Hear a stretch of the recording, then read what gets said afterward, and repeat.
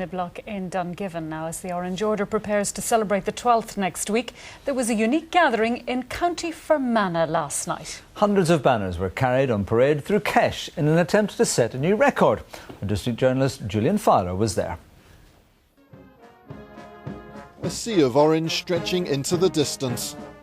Orangemen from Pettigo district wanted to mark the Queen's Diamond Jubilee and the centenary of the signing of the Ulster Covenant by doing something that had never been done before, setting a record for the largest number of banners on parade at one time.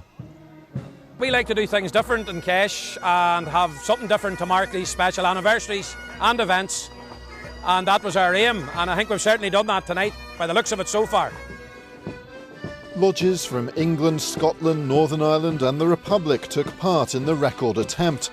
Normally their banners are only seen on parade in large gatherings on the 12th at the county demonstrations, so this was a unique opportunity to see them all together in the same place at the same time. Banners play a very big part in the Orange culture. I mean, they are the focal point of any lodge. They're a very expensive item. They cost maybe £2,000 now, and it's a real skill of the banner painter in his work, and it's a masterpiece. It's a work of art, and they portray many, many historical scenes, many biblical images, and a lot of other things that are local to that particular lodge. And that's why we thought of this idea, because we never see banners from outside our own county, and this has given us an opportunity to see them, and we have them here tonight to look at them all in their glory. The organisers say they've set a new record of 420 banners on parade at the same time, and they'll be unfurled again next week for the 12th. Julian Fowler, BBC Newsline, Kesh. We were wondering who held the previous record. Yes. Someone tell us. Yes, find that out. On Facebook. Now, there was Afternoon, Orange men from North Belfast have arrived at the field at Barnett's Domain in South Belfast for their 12th of July celebrations. In around an hour's time, the Order will reveal details of how they plan to meet the Parade Commission's 4 o'clock deadline for the Ligoneel lodges to parade past the Ardoyne shops on their return journey, as Mervyn Jess reports. The Ligoneel Orange Lodges came down the Crumlin Road just after 8 o'clock this morning on their way to link up with the main Belfast 12th demonstration. At the Ardoyne shops flashpoint, nationalist residents protested on both sides of the road. Government Minister Carol McKillen and her Sinn Féin colleague Jerry Kelly were among them, while another Government Minister, Nelson McCausland, and his DUP colleague Nigel Dodds were on parade. There was some shouting of "See you at 4" and cheering as the Orange supporters passed the protesters. But the main concern is for the return this afternoon, with the Parades Commission ruling it has to be past Ardoyne shops by 4 o'clock. Something those on parade say is an impossible timetable. Last night, senior Belfast Orangemen met to draw up a strategy to deal with the problem. All present have agreed a course of action that will guarantee a homeward parade for the Ligoneel lodges. This is a peaceful solution to the appalling predicament that the Parades Commission have placed us all in. That solution is believed to involve a number of Ligoneel Orangemen being bussed to Ardoyne from the field in South Belfast so they can parade back up the Crumlin Road before the deadline. At the moment it's secret, we don't know what's going to happen. I presume we'll hear it at the same time as yourselves in the afternoon. But if it is something which helps it, everybody's up for it. There were some scuffles between Republicans and the police, but this was a minor incident in an otherwise peaceful morning in North Belfast. Mervyn Jess, BBC Newsline, Ardoyne. Well, our Home Affairs correspondent Vincent Kearney joins me now in the studio. Vincent, do you think the North Belfast Orangemen will actually be bussed so to avoid that 4 o'clock deadline? That certainly looks like the solution, Kerry. As Mervyn has just said, the Orange Order has been saying for the past few days that this 4 o'clock deadline is impossible to meet. Certainly impossible to meet on foot. So my understanding is that the lodges and bandsmen from North Belfast will go to the field. They'll spend as much time there as possible. And then some, but not all, will then travel by bus for or the vast majority of that return route, possibly as far as the Woodvale Road area of the Shankill. At that point, they will get off the bus and they will then parade past the Ardoyne shops on foot. As I say, it will not be all three lodges, it'll be some members and some bandsmen. So they will walk past the shops accompanied by music. So they hope to make that deadline of 4 o'clock. Well, as you say, the Orange Order did say it would be an impossible deadline to meet. So why have they taken this new decision? I think, Kerry, it's because the Orange Order were faced with a possible doomsday scenario. The police made it very, very clear yesterday they wouldn't cut them any slack. There'd be no leeway that if they weren't past the Ardoyne shops by 4 o'clock, the parade would then be deemed illegal and they would not be allowed to pass. Now, that would undoubtedly have led to a very large standoff between members of the Orange Order and the police.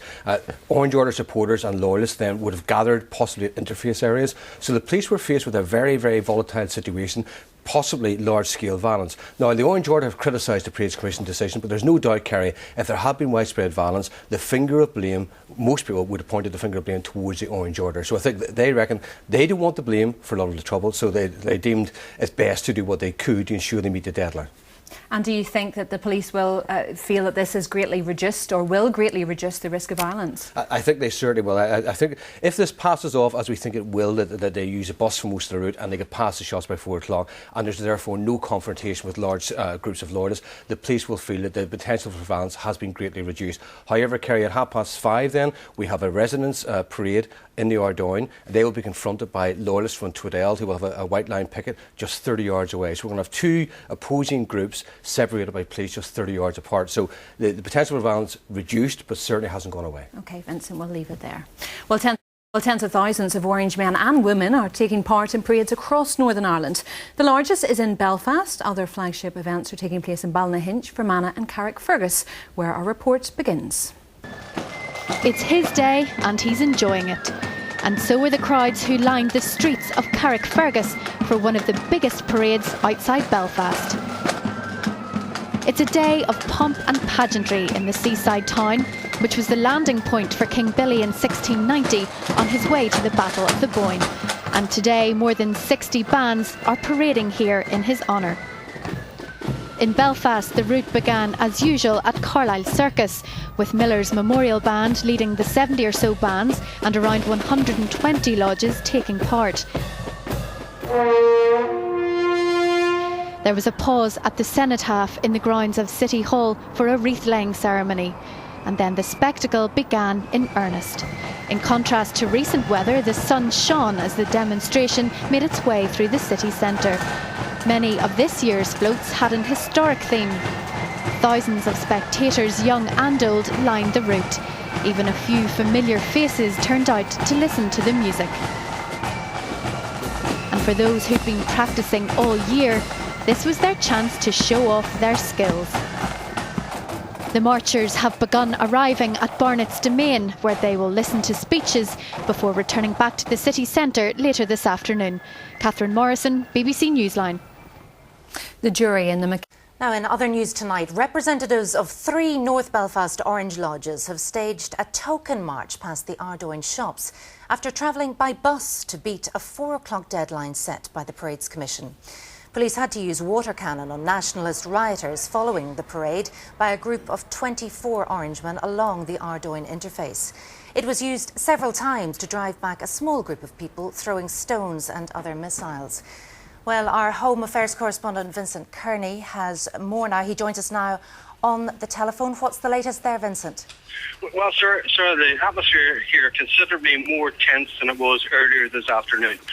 What happened in the last 15 minutes or so is that a residents' organisation, the Greater Ardoyne Residents Collective, was allowed to have a parade down the Crumlin Road past the Ardoyne shops. Now, they passed very close proximity to a group of a couple of hundred loyalist supporters at the end of Twelfth Avenue. As the two groups got very close together, there was a lot of catcalling, a lot of verbal abuse, and then a number of missiles were fired. It appeared that missiles were certainly fired by a small number of those taking part in the nationalist protest parade. Some missiles were then thrown back from the loyalist side. The number of missiles then increased. We had some bricks, bits of wood, golf balls, bottles were thrown between the crowds and also at the police. At one point, the nationalist parade stopped briefly at the roundabout, so they were facing off to the Lawless with lines of police Land Rovers in between. Police officers with rat shields moved in very quickly to push them back and separate the crowd. Now the crowds have now been separated. That parade by guard has ended. There's still a bit of a tense standoff. We have several rows of police officers standing across the Crumlin Road with rat shields, obviously anticipating some further trouble. OK, Vincent, we'll leave it there. Vincent Kearney from Ardoyne. Well, earlier in the afternoon, Orangemen, escorted by police, walked without incident past the Ardoyne shops on their return parade. The parade's commission had set them a deadline, and in order to comply, they left a main 12th demonstration early by bus. Julian O'Neill reports. Loud applause from loyalist supporters greeted the Orangemen as they arrived at the Ardoyne flashpoint. It was 10 minutes to the 4 p.m. deadline. There were less than 20 men taking part, and they were outnumbered by their police escort as they walked a return journey to North Belfast. They went out this morning, they've had their celebrations, they've had their culture, they've had religious services, they've met friends that they haven't seen for many years, they've had a good day of it. Why would you insist to come back and then walk through what is clearly, whatever angle you come at this, a contentious parade?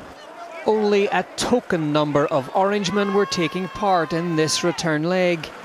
In order to get here by 4 o'clock, they had been bussed to Ardoyne from the 12th demonstration field, 6 miles away, where news of their journey had been announced.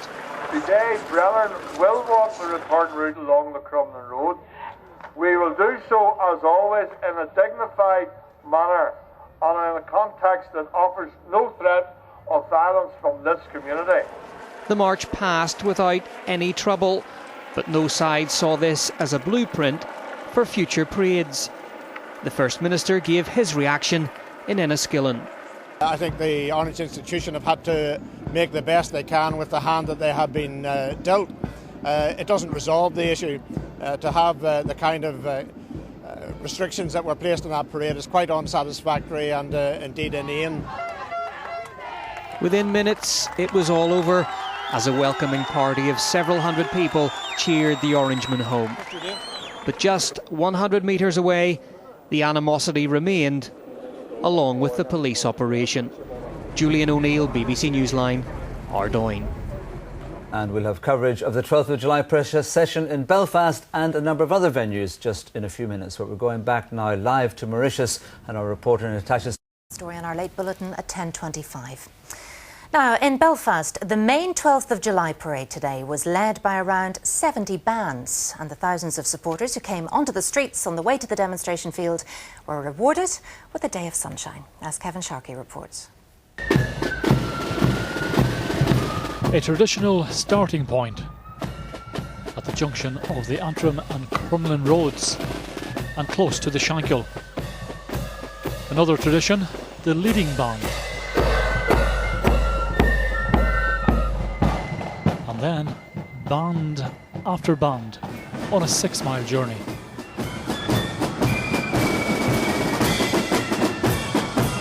Along the way, supporters and revelry, but also remembrance.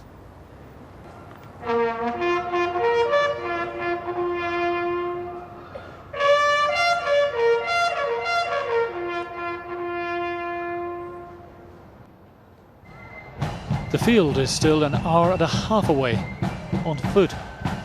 On the way, cultures mixing and entertainment. Some rehearsed, occasionally spontaneous. And some people even came here, wait for it, for the Belfast sun. The parade in Glasgow last Saturday was a total washout, and it's so nice to come and it's not raining here today. Much, much nicer. Hours later, and they're finally at the field.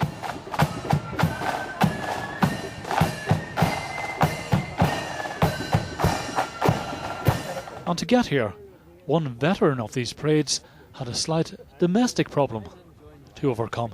The wife was at me this morning, don't you be going, don't you be walking. I'm thinking of her, but still, you like to be out and see take part in something. There's something about it, taking part. To me it is, anyway. And even if the sky looked menacing at one point, families continue to enjoy the event in the shadow of the sun. Kevin Sharkey, BBC Newsline in Belfast. In Fermanagh, the county demonstration was in the county town of Enniskillen. It was one of the day's flagship events, with organisers expecting up to 20,000 spectators to watch 3,000 Orange men and women on parade. The First Minister, Peter Robinson, was there with his wife Iris, as well as the tourism ministers from Stormont and Dublin. In Carrickfergus, King William himself led the parade, followed by pikemen in period dress. It was a day of pomp and pageantry in the seaside town, which was the landing point for King Billy on his way to the Battle of the Boyne.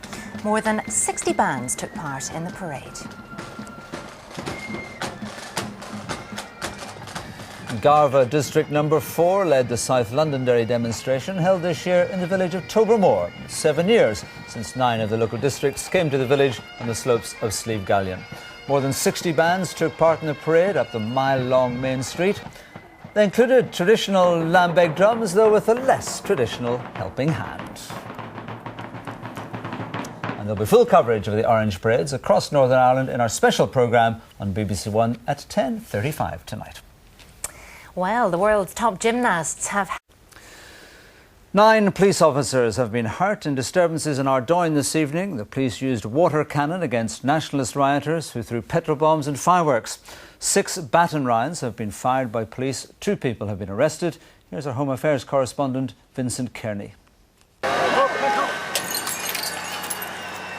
A lucky escape as a small group of Republican rioters attacked the police. Water cannon was used to drive them back, but the missiles kept coming. An injured officer is carried away for treatment. A short time earlier, rival factions clashed as a Republican parade passed loyalist protesters.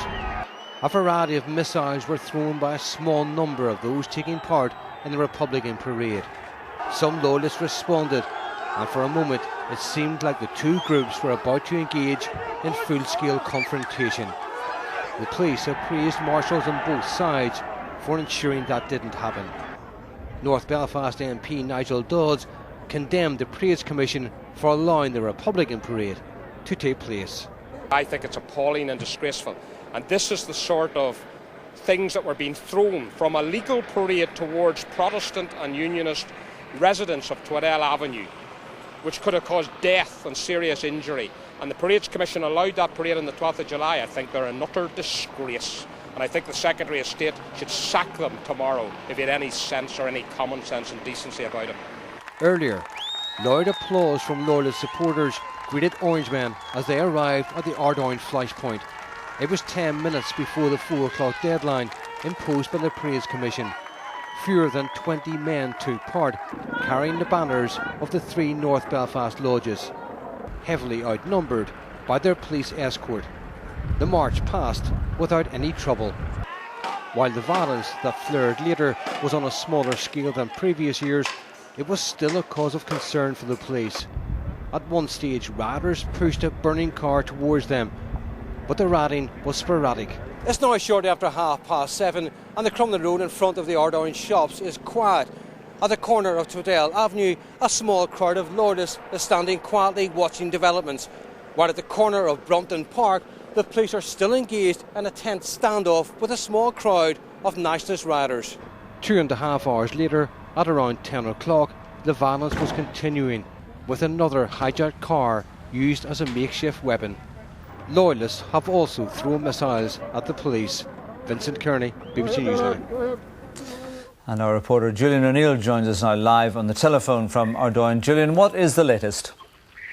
Noel, I'm on the police front line at Brompton Park, and since nightfall about 40 minutes ago, the violence, which has really ebbed and flowed for the past number of hours, has intensified. The smell of smoke hangs heavy in the air as one of 3 cars hijacked earlier in the evening burns in front of a row of police water cannon vehicles. Several petrol bombs have rained down on riot police. I saw one bounce off the perspex shield of one officer and temporarily engulf 2 others in flames. But mostly it's been bricks and fireworks. I've also noticed laser pens being aimed in the direction of police lines. On the other side of the Ardoyne interface at Tweddell Avenue, loyalists have within the past half hour also been throwing bricks and bottles at the police line there. Julian, thank you very much indeed. A parade in County Antrim passed off without incident as a result of a deal between residents and the Orange Order. The agreement saw tricolours removed along the route in Crumlin and replaced with protest banners. Parade bunting was erected for the day in the mainly nationalist village, and the marchers complied with the Parades Commission ruling that only local lodges make the return journey from the field. Across Northern Ireland, tens of thousands of Orange men and women took part in demonstrations at 19 venues, and there'll be extended coverage of those parades in a special programme with Sarah Travers right after this bulletin. Well, history was made today by the Ulster Bank, which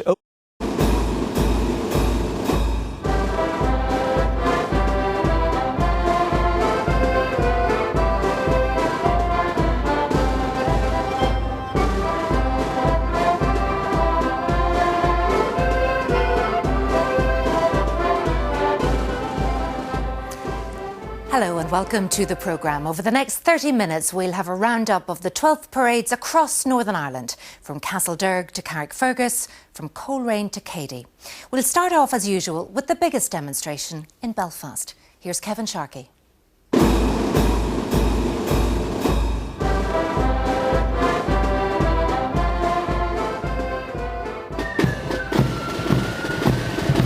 A traditional starting point at the junction of the Antrim and Crumlin roads and close to the Shankill. Another tradition, the leading band. And then band after band on a 6-mile journey.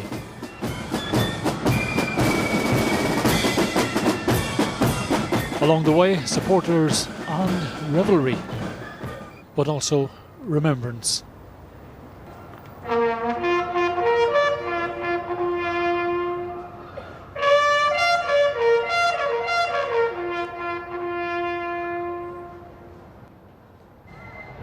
The field is still an hour and a half away on foot. On the way, cultures mixing and entertainment.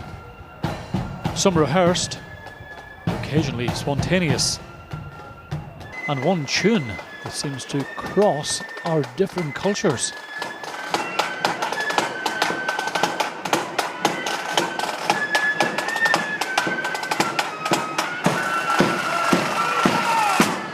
Some people even came here, wait for it, for the Belfast sun.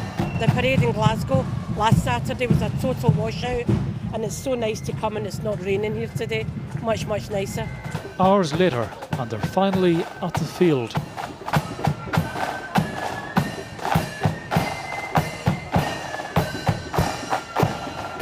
And to get here, one veteran of these parades had a slight domestic problem to overcome. The wife was at me this morning, don't you be going, don't you be walking. I'm thinking of her, but still, you like to be out and see take part in something. There's something about it, taking part. To me it is. The lead up to this year's Belfast parade has been overshadowed by a Parades Commission ruling affecting a return route in North Belfast. Despite this, community relations have been tested, but not broken. Sadly, we have to bring in the determination by the parade. It doesn't help that. It creates tension and friction between communities. But this last couple of years has been, 12th's been a great occasion. We're getting back to virtually normality here in Northern Ireland, and as I say, relationships are growing. But again, it's been knocked back this year by this stupid decision. But hopefully we'll get over it, we'll move on, get rid of the Parades Commission and get back to having a good 12th every year. And also at this year's event, new faces, American students, mindful of their own culture, checking out ours. We've been studying a lot of the troubles and contemporary issues surrounding the Northern Ireland conflict, and so it was very relevant and pertinent to come to the 12th. I think all of us have really enjoyed it, kind of understanding the cultural differences and understanding what it means to different groups of people and talking to people who are here and seeing families and friends and just everyone being together. I'd definitely be interested in coming back, getting to talk to different people, different perspectives, and seeing it next year in the future. And even if the sky looked menacing at one point, Families continue to enjoy the event in the shadow of the sun. An agreement between the Orange Order and residents in the County Antrim village of Crumlin saw a parade there pass off without incident. The deal brokered last night saw tricolours removed along the route and replaced with protest banners. Parade bunting was erected for the day in the mainly nationalist village, and the marchers complied with the Parades Commission ruling that only local lodges make the return journey from the field. So one of the biggest problems we had today was car parking, trying to get everybody in for such a massive crowd come, because obviously with the negative publicity people were put off turning. But I think with the agreement last night, it made people change their mind, and they came in their thousands here today, and that was our biggest problem, is getting everybody in. But thankfully we've got them all in now, and hopefully they're all getting fed and enjoying their afternoon. The demonstration in Fermanagh took place in the county town of Enniskillen. Orange men from the border counties of Monaghan, Cavan, Leitrim and Donegal also took part. We'll hear more later in the programme about the parade at the weekend at Rosnala. First though, here's Julian Fowler, who was in Enniskillen.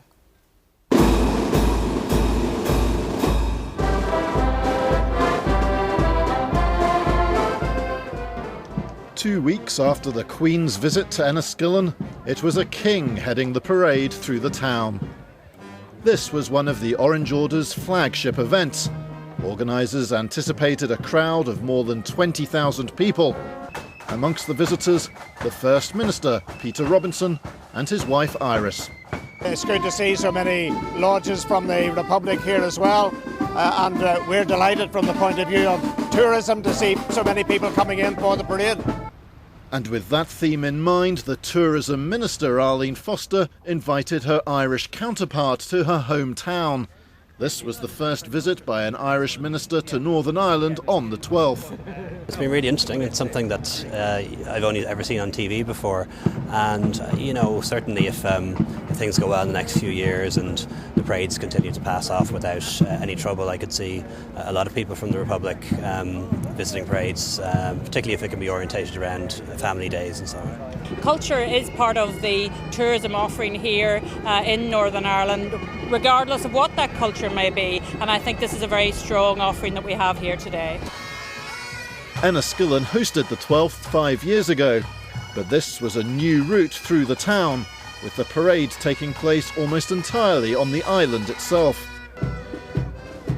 Some wore period costume to mark an important anniversary for Unionists. We're just commemorating the 100th anniversary of the signing of the Covenant, so we're wearing some of the period costumes from that time.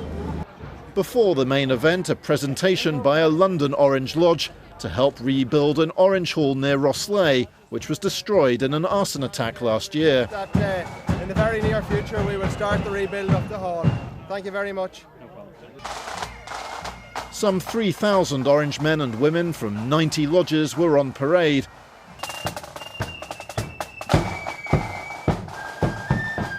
They were accompanied by 50 bands.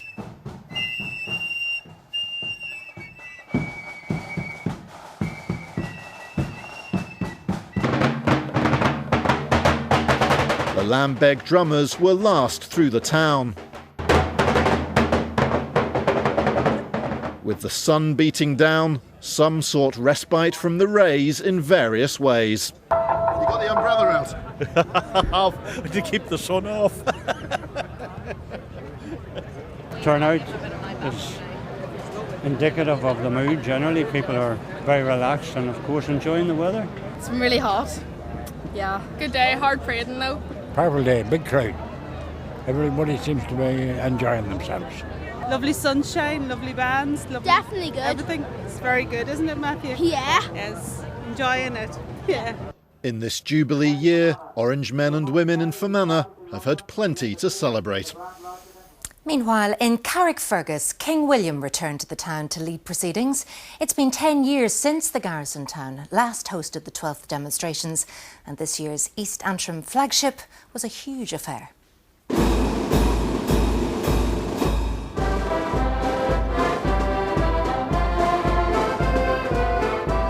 Colour and pageantry was the order of the day in the historic town of Carrickfergus, one of the 3 demonstrations to be awarded flagship status this year. He landed here in 1690 on his way to the Battle of the Boyne, and today King William returned to lead more than 60 lodges and bands from the East Antrim Combine. Carrickfergus District Lodge played host this year. This is the first time in 10 years where Carrickfergus has hosted the East Antrim Combine 12th demonstration, and we have really, I think we have done the Combine proud in what we have achieved here today. There's around 8,000 members in the East Antrim Combine, among them lodges from Scotland. It's too big for me, the Belfast Walk, 17 miles. I don't think I could cope with that, so I like doing all the individual marches, and it's more personal, I get to meet more people that way.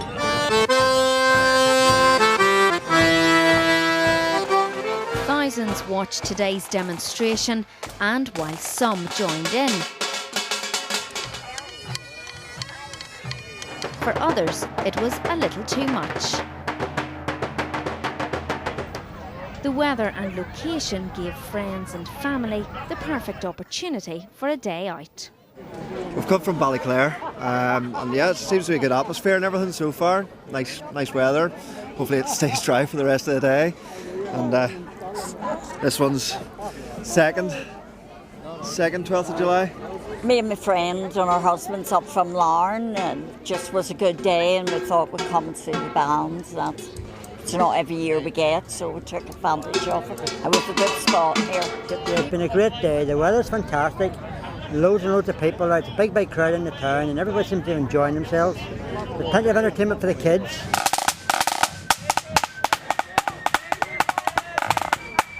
Today wasn't just about the celebrations, it was also about reflection.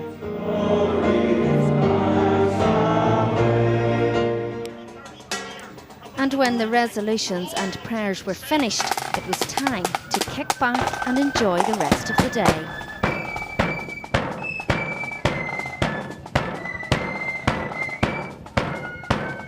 And the festivities aren't over yet. Carrickfergus is hosting numerous events over the next few days. But for this garrison town, there won't be a right royal visit on this scale until it next hosts the 12th in 10 years' time. The Grand Master of the Orange Order, Edward Stevenson, was on parade in Castlederg. It was practically a local parade for him, as he lives just a few miles away. Here's Kieran Turish.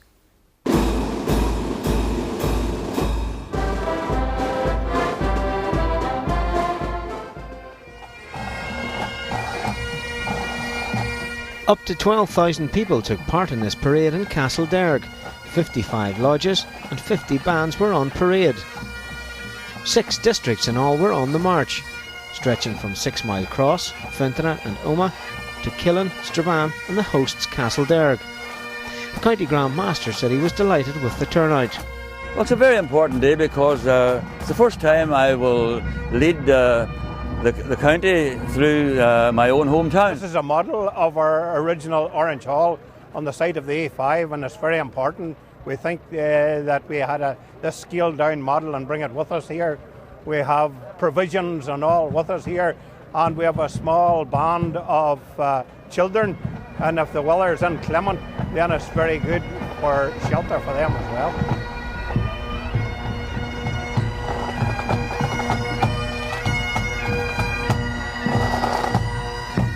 Also on parade was the Grand Master of the Orange Order, Edward Stevenson. He made special mention of the 336 members who were killed during the Troubles. At the moment, Republicans are trying their best to rewrite history. They're using all their powers to make it look as if their campaign of murder was somehow justified. Well, I have a simple message for them today. They will not succeed. The Orange Institution will not allow the perpetrators of violence to become the victims. It was a special year for the Garvita band from Killen near Castlederg. They're celebrating a special anniversary. We're celebrating 75 years with the Garvita Pipe Band, and it's just a family affair where there's maybe half a dozen families mixed up with brothers and sisters, cousins and that sort of thing. Members of Tully Whisker near Strabane also had reasons to celebrate. A special day for us. We have just unfurled a new banner a few weeks ago. We're up on the border. We're one of the lodges that have suffered drastically during the Troubles, we've actually lost 6 members of the lodge and band. The parade made its way from Mitchell Park in and around Main Street before heading to Castlegore Road for a religious service. Around 100 lodges and some 80 bands took part in the demonstration in Newry. 8 districts were on parade, among them Banbridge, Lough Brickland and Rathfryland. They all made their way to the demonstration field off the Belfast Road. While almost 70 lodges and 40 bands took part in the parade through Balnahinch. Thousands of people lined the route to watch, as Francis Gorman reports.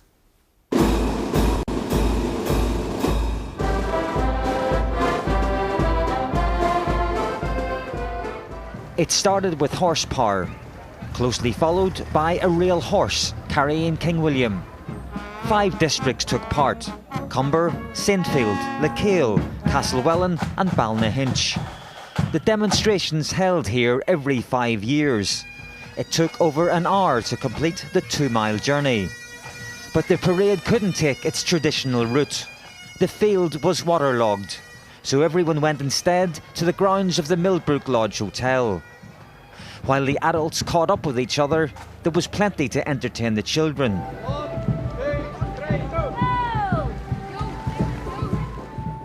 For 5.5-month-old Maya, it was her first 12th. 3.5-month-old Lexi may not remember much of hers. It's been a really good day so far. We've got the weather, the crowds are massive in the town, and everything so far has went according to plan. We're very glad to be here on this very auspicious occasion, especially in the Diamond Jubilee year of Her Majesty the Queen, and it's a very big year for the Orange men here in Balnahinch. Many travelled from overseas to be here today. Never miss it. As I say, I hope to continue until my dying breath, but I'll always come here. It's a very special spectacle, not only for the Orange Brethren, but also for the public at large. We can get a colourful procession, great music, and it's all for free. Mervyn McKelvey, you've come a long way to be here today. Tell me. Yes, I have came from Sydney, Australia, and I'm delighted to be here today on this beautiful day here at the parade in Balnahinch, which is my hometown and where I grew up and went to school. Once upon a time, the Brethren had to make do with a burger van, but today there was Italian cafe culture. Next door, a touch of French cuisine with some crepes. But no one could top these. Red, white and blue and orange fairy cakes. Well, they're my grandmother's recipe and I decided to make them yesterday, and I had a bit of fun with some coloured icing, and I thought I would do some orange with purple glitter and others red, white and blue to make it festive. And have they gone down well here? Yes, they've gone down very well with our lodge, LOL 32 from Bellshill and Inch. They've done well now. The boys were well filled up on them. As a young girl, I was brought up as a family outing, and we have continued this ourselves, and we'd like our children to do the same thing as well. It's just a good fun day for our family. We're all off work and school and things, and we all can have a day out, sun shining, God willing, and enjoy a day like this. And I'm glad to say that it is not only a warm welcome to the warm heart of Down, but that the good Lord above has given us a wonderful day. After prayers, speeches and resolutions, everyone would start the journey home, happy that the sun was still shining.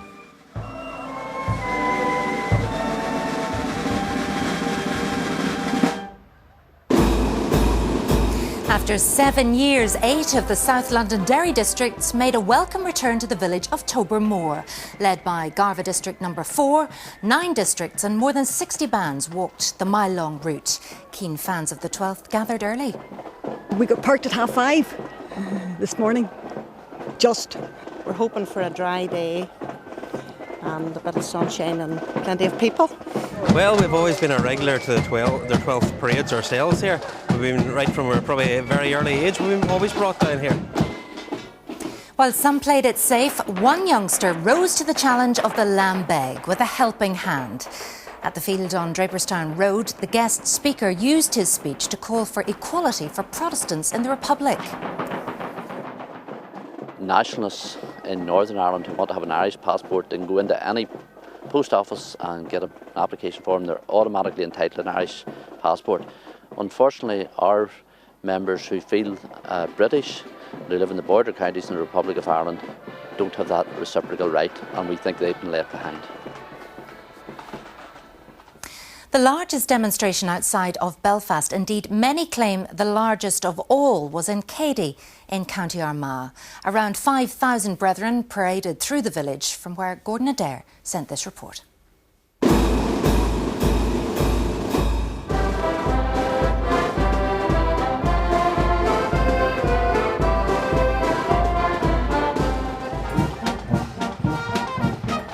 Colourful wellies, patterned wellies, flowery wellies and, of course, Union Jack wellies. That was pretty much the dress code at a rather soggy field in Cady. Damp underfoot it may have been, but that didn't stop thousands of spectators making this arguably the biggest parade of the day. 80 bands and some 5,000 Orange men and women were on the march. Well, at least most were on the march. Among them was Roads Minister Danny Kennedy. Today that I can more closely inspect the roads as Roads Minister. So it's a very enjoyable day. It's a family day out. It's a great community expression of community and an expression of culture. There were pipe bands, silver bands, the iconic lambic drums,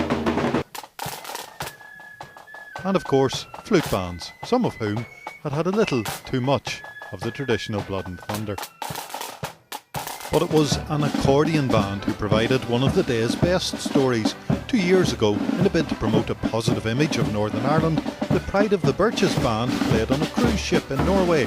Bendel Hoskin worked on that ship. Heard us playing, was taken by the accordion music, bought an accordion, had a uniform sent over and played with the band this year in Bergen. And today she joined the band here for the first time. I've been playing since August. I like it a lot. It's a very special sound and we're not used to marching accordion bands in Norway. It was the first time I've seen that one. And is this your first time coming over here for the 12th of July parade? Yes, it's my first time. We've been everywhere in Northern Ireland. It's been lovely, people are marvellous, and we were also in Saturday in Rosmala. Rosnala? Yeah, right. Rosnala. Yeah. And parading and people are just fantastic. The spirit of the Olympics also reached this South Armagh field, with the first torch to have been carried in Northern Ireland put on display by the girl who ran with it. It was one of my chosen charities, and if they want to come along and get a photograph taken then and make a small donation towards the charity, yeah, it would be a good opportunity for people. I must say this is the first one I've seen. It's an impressive item. No chance of this one ending up on eBay? No, not at all. Not a chance. It'll now be 11 years before the County Armagh demonstration returns to Cady in 2023. And there'll be more of that Norwegian girl, by the way, in a moment. However, in Coleraine, it was a relatively low-key 12th because so many events have already... Now, trouble has flared in the Ardoyne area of North Belfast after a small group of Orange men staged a token march.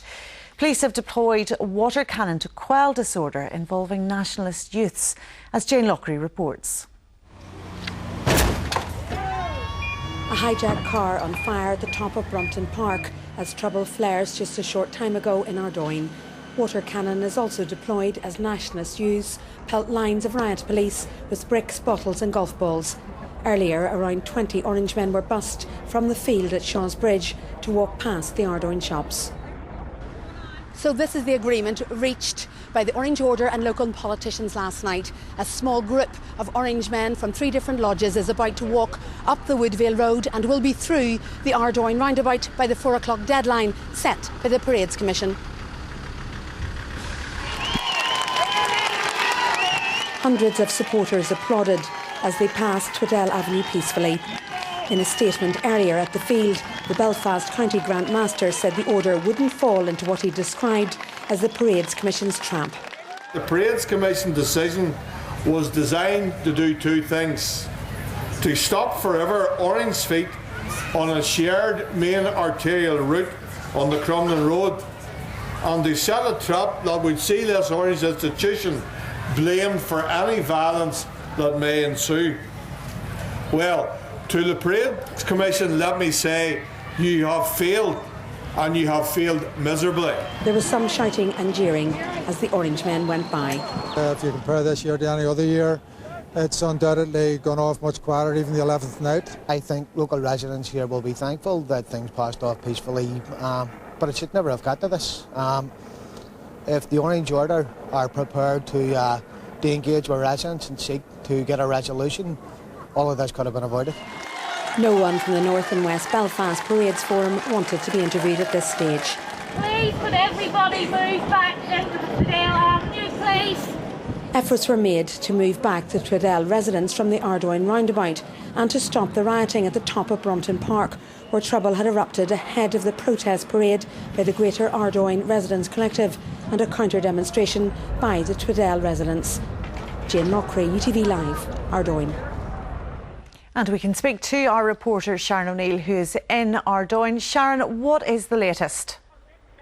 Hello, Alison. The focus has shifted from that sporadic trouble at Brompton Park to Estoril Park. That's at the top of the Ardoyne shops. As I'm talking to you, there is a crowd of around 1,500 people. The Nationalist residents group GARC have started their march from Ardoyne Avenue and are now right up at police lines. At the same time, there is a group of around 200 loyalists to 300 down at Twedale Avenue who are holding a counter-protest. Now, GARC initially said that the police would not let them through onto the road back into Brompton Park because they could not guarantee their safety.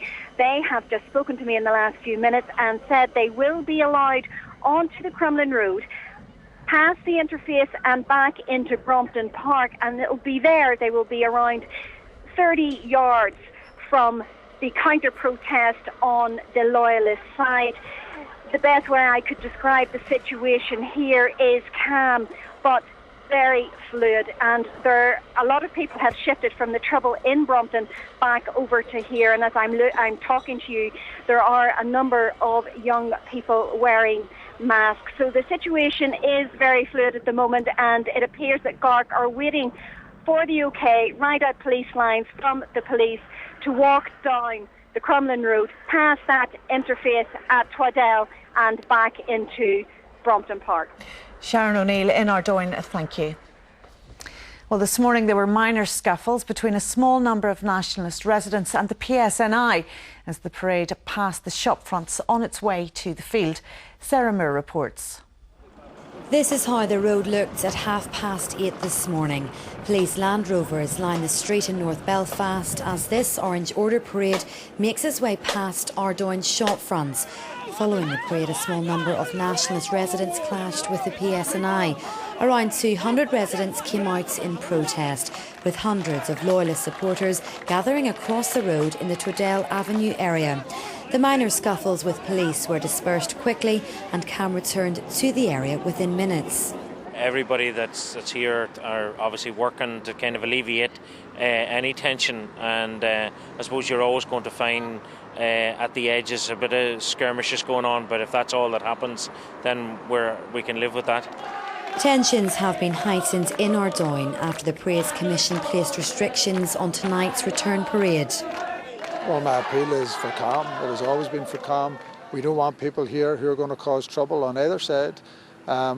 This is a resolvable issue, but it needs dialogue to resolve it, and it needs the protagonists to resolve it, which means it needs the Orange Order to talk to the residents. That's what this needs to be. The Orange Order met last night and issued a statement saying they'd come up with a peaceful solution. Sarah Moore, UTV Live, Ardoyne. Well, still to come on tonight's programme. On the march, as tens of thousands turn out for the largest of today's 12th parades in Belfast. And we've coverage from across Northern Ireland as Orange men, bands and supporters are on the parade. So for all of that and more, do stay with us. Well, now to a roundup of today's 12th of July celebrations. Our first report begins in Belfast. Here's Paul Clark. At the stroke of 10 o'clock, the largest of the day's parades began in time-honoured fashion at Carlisle Circus. Almost 120 lodges, accompanied by 70 bands, set off on a 6-mile journey which took them through the crowded city centre. But at the backs of their minds, the tensions in another part of Belfast. Ardoyne. Well, there'll be representatives of the lodge will make the journey back to the Ardoyne shop fronts, and they'll parade the route before 4 o'clock. The county will not leave the field until these banners are through the Ardoyne shop fronts. Do you believe that that will defuse the situation? Well, I think it most definitely defuse the situation.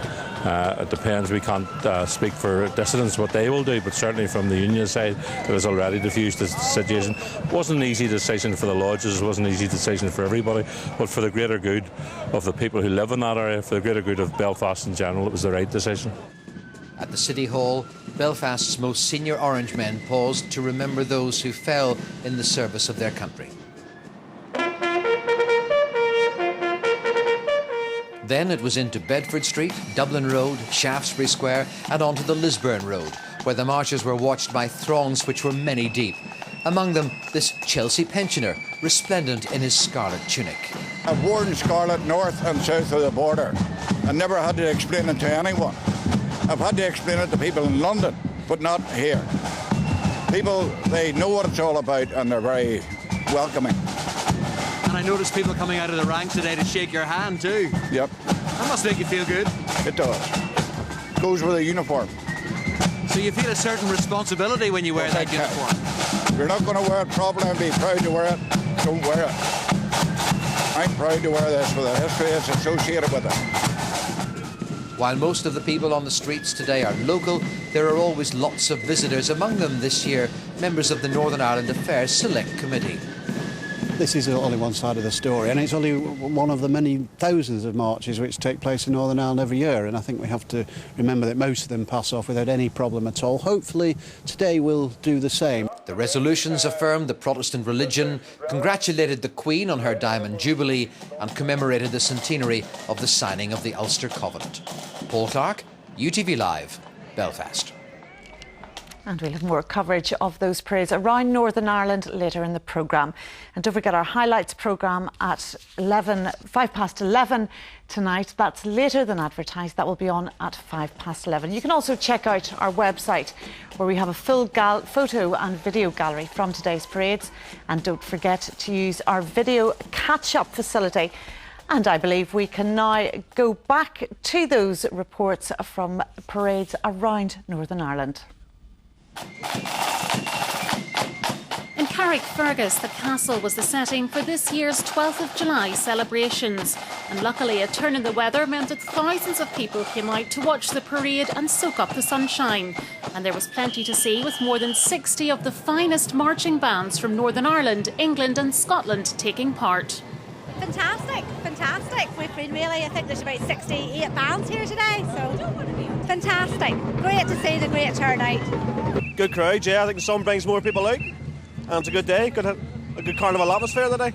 Brilliant, absolutely brilliant. Good weather, good day for the family. Fantastic, really good, and the weather's brilliant, so it is. And what did you think of the bands? Yeah, they're great, so they are. They get better every year. Balnahinch was one of this year's 3 flagship 12th events. King William led the parade and thousands packed into the town centre as 70 lodges and 40 bands wove their way through the streets. We've opened up the Orange Institution to let everybody get an insight into what we're about and do away with any myths or theories about the institution. We've been going out of our way really to try and open up a friendship and our hand of friendship to our neighbours here in Balnahinch. And here in Cady in County Armagh, it really was a musical extravaganza. Over 80 bands took part, making this one of the largest gatherings of the Orange Order for the 12th celebrations. It's 11 years since the County of Armagh hosted a 12th, and crowds really soaked up the festival atmosphere, even some having to brave very muddy conditions. Cady District have worked really hard in their preparations, and I'm so pleased that they've got a dry day because they were very, very worried about that. But it's a good, happy day, and it's a great expression of culture and a great day of community friendship. The parade in Crumlin passed off peacefully after the Orange Order voluntarily rerouted some of the parades on the return leg. Only the host districts, made up of 9 lodges and 5 bands, were allowed to return along the original route, following a determination by the Parades Commission. A very good outcome. no problems, no protests in the street. We've come up on our parade this morning without any incidents, and everybody seemed to be very happy and content. And in Enniskillen, the celebrations continued in the historic island town with 15 districts, including 90 lodges and 50 bands taking part, making this a very special flagship 12th for the thousands who lined the streets to enjoy the show, all led by King William and his foot soldiers in period costume. Can you tell me why you've come to Enniskillen today? I think there's a very relaxed family atmosphere around. It's good to see so many lodges coming in from the south, You've got visitors from many different places around the world here in Enniskillen. Aidan Kennedy, UTV Live. And we apologise for the technical difficulties we had during that report. A teenager has